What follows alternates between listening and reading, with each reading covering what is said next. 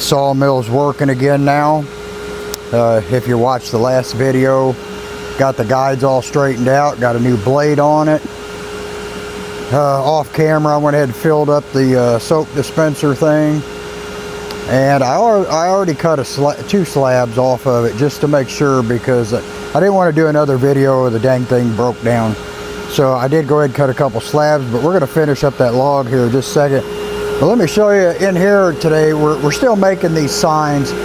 I got a lot of signs to get done. Most of them have song verses, Christian verses and stuff like that on them. I'm going to show you a little bit of what's going on. So down here, these are all painted. They're all cedar blanks. Over here, we got one that the edges are about to be routed off on. And another one, this is for a different customer, but it says do great things. And got that being done right now.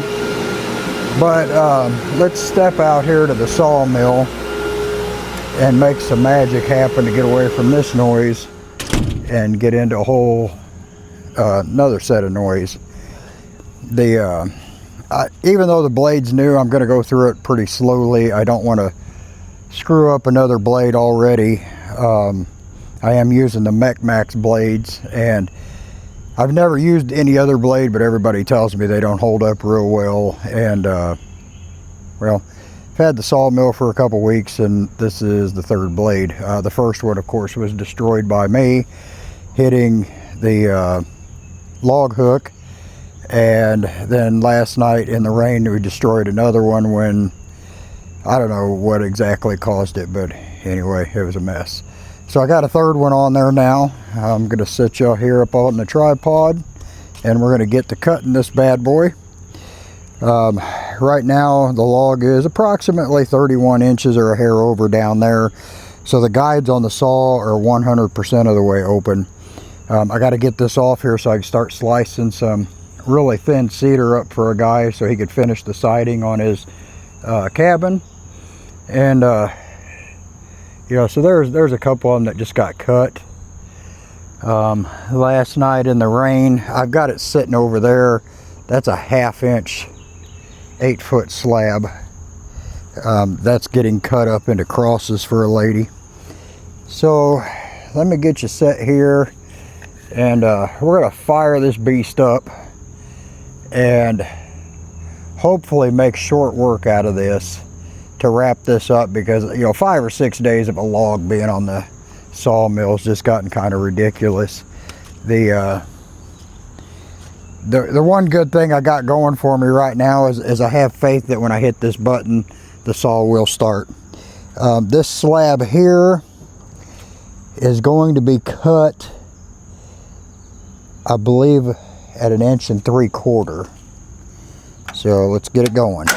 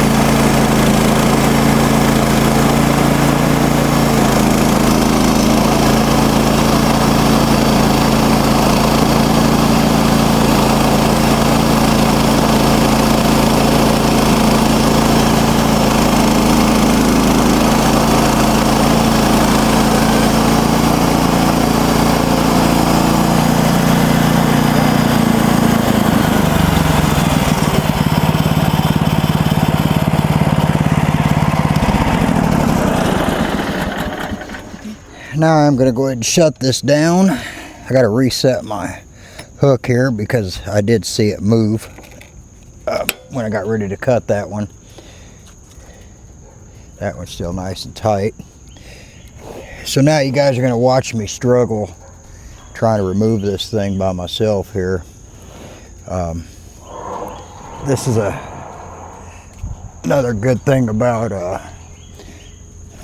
solo sawmilling is these big slabs are crazy, but I want you to look at the pattern underneath here. Oh hell, you can't even hardly see it. Let me get my scraper.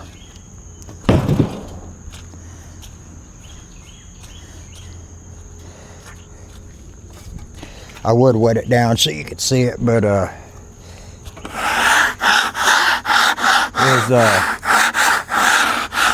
much as this thing weighs, the last thing I need is to add more weight to it. Because right now I'm going to set it over there, and then once I get it all cut, I'll remove the plastic off of my stack and get it all set on stickers. And I was wrong. I told you I thought this was going to be an 1 3/4 slab. I believe it was 1.5 inches. But anyway, let me get this moved. Oh, I just realized there's spalding on that. Get it stood up.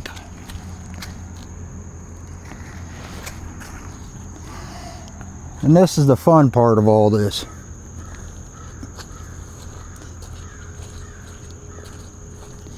And I'll tell you, it's one of the nice things about working with cedar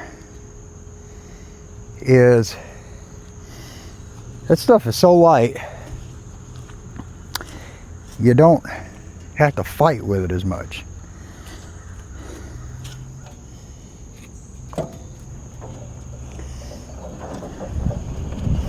So I think on this next one, I think I'm gonna drop back down to around 1 inch.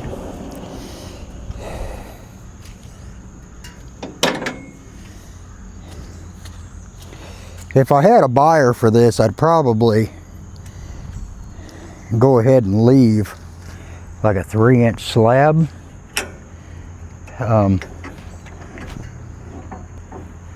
Somewhere around there. But so far, most of the people that have inquired about this on really thick stuff, they want it already kiln dry, and I do not have a kiln yet. Building a solar kiln is in the near future. It's just not yet.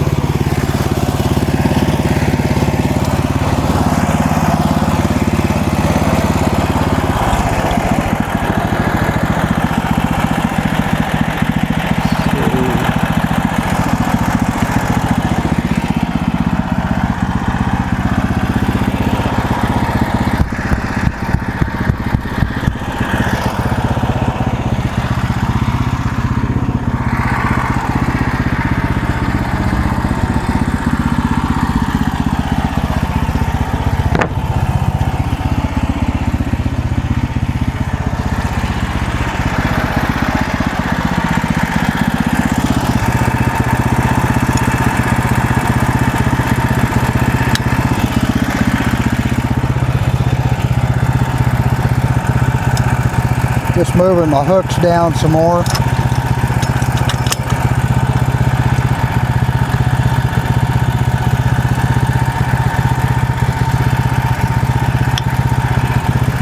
Gonna try to get at least one more 1-inch slab off of here.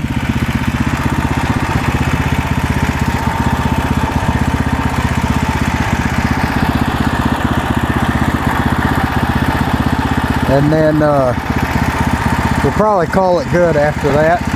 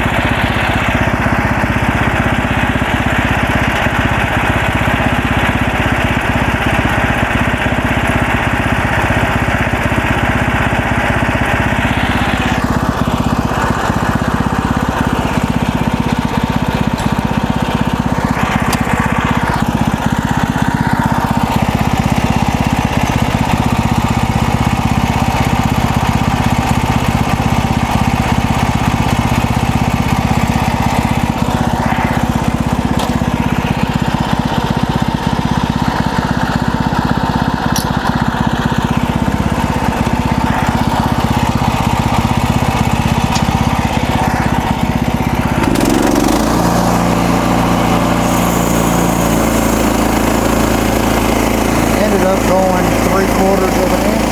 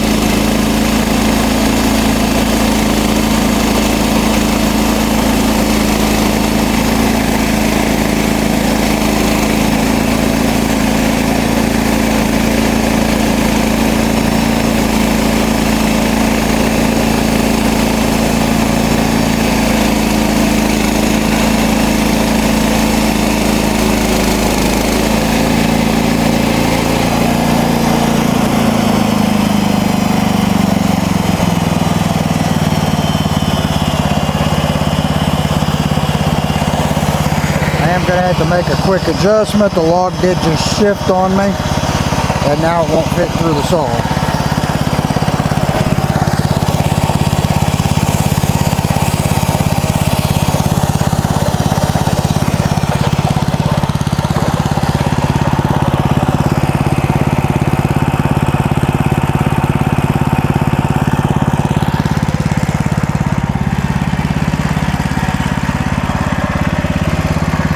See if I can get it to hold into place.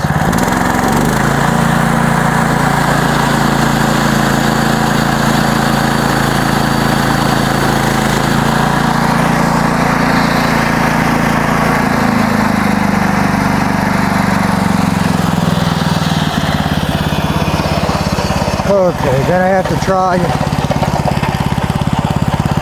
a little bit of ingenuity here,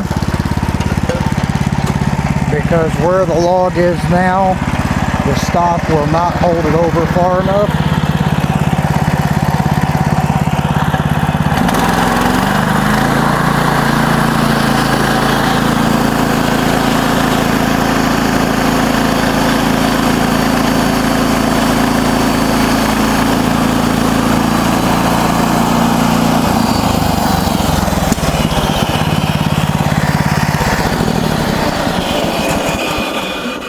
So I use this deck board remover for joists quite a bit anymore on these logs. Man, this thing comes in so handy with moving stuff around, especially if you're just trying to slide a log side to side on here. Since this is a manual sawmill, everything seems to have some sort of resistance to it. And man, that has made it so nice using that thing instead of fighting this wood all the time. I do think this is going to be the final cut on this big log. This by far is the biggest log I've done on this machine. Not just in size, but the biggest pain in the ass.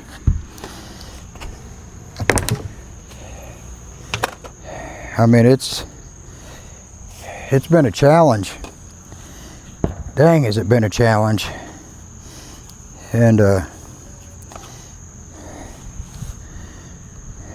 just broke our security camera. Because we do blink testing, they send us cameras all the time. We have 27 different blink cameras around the property. So I'm going to leave that one. It's approximately 2 inches. I'm probably going to have to get help get that off there. But I have these 5 big slabs here. There's a couple smaller ones back behind it. Got this big one here. That's stacked there. And then the big 1/2 inch piece over there.